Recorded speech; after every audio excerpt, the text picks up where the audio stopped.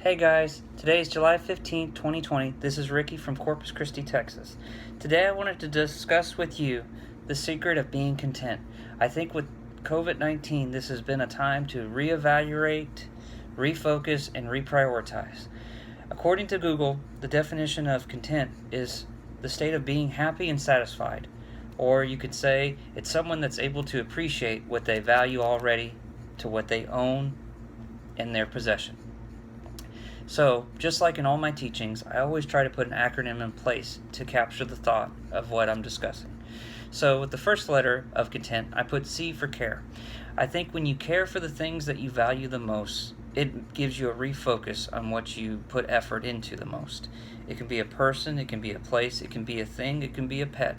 But when you care, you're going to take time for that person, place, event, or even animal, because you show affection and devotion toward what you care about. The letter O is observe. I think when you're observant while learning to be content, you're going to see people around you that you are content with. That means you're going to be able to see when they're hurting emotionally, going through a rough time, going through a good time. The emotions could be anything, guys. But when you're observant, you're going to notice when things are out of place, because you're going to know that person, hopefully in a close proximity type relationship.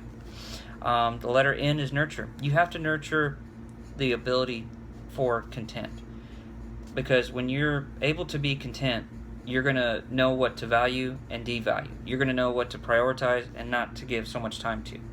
And that's part of nurturing. It's part of maintaining this discipline, self-evaluating. I think a gratitude journal is a great opportunity for that, to nurture what you value by writing it down. The letter T is to teach. You have to be teachable, guys. Learning to be content is not a easy thing to do. Just for example, a baby is going to cry whenever they need something. But as an adult, we complain when we need something. But if we're able to teach ourselves to find other alternatives about what we have versus what we think we really need, then it helps us to appreciate more what we already have. Clothes on our back, roof over my head, food in my belly, drinking water, a shower. That's part of being teachable, is to value what you have. The letter E is exercise. You have to exercise what you want to put into practice. Just like with learning to be content, learn how to give freely, because you have been given so much. When you live in the United States, you're going to have great opportunities. You're going to have resources that most third world countries would die for, and that's why we have so many people moving here for. The letter N is for network. You have to network with other people that you're content with, right? Or to help you expand what you're wanting to do. When you are working at a job and you're content, you're going to be doing it as a fulfillment of joy versus just to pay the bills, because your perspective has shifted. The letter T, I put time. Everything takes time in what we do and what we value. But when we value what we're content with, then we can use our time elsewhere, because we don't have to put so much effort into that, because we have taken the time already to recognize that we appreciate it. So therefore we can use our talents and gifts toward other things to expand our contentment or our capacity to be generous, or even just to make our hearts stronger than what they've ever been.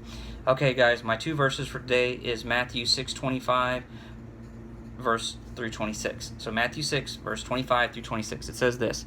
It says, "Therefore I tell you, do not worry about your life, what you will eat or drink, or about your body, what you will wear. Is not life more important than food, and the body more important than the clothes? Look at the birds of the air. They do not sow or reap or store away in barns, yet your heavenly Father feeds them."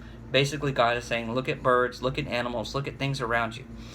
When animals are taken care of, they're not worried about paying bills, because their focus is, I'm already going to eat what I need and get food where I go.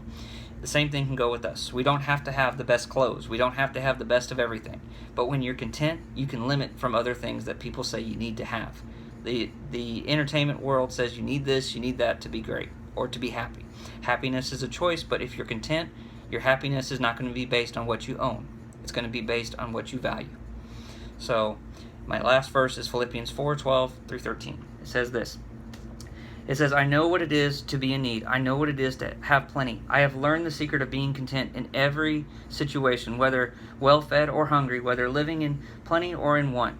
I can do all things through Him who gives me strength. So wherever you find your source of content, joy, fulfillment, it can be in Jesus Christ, it can be in the world, it can be in truth, encyclopedia, dictionary, whatever you choose.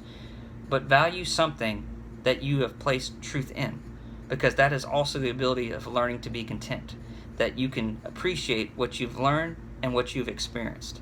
I hope you experience something good about being content today. If not, I pray that you find something to expand your contentment in.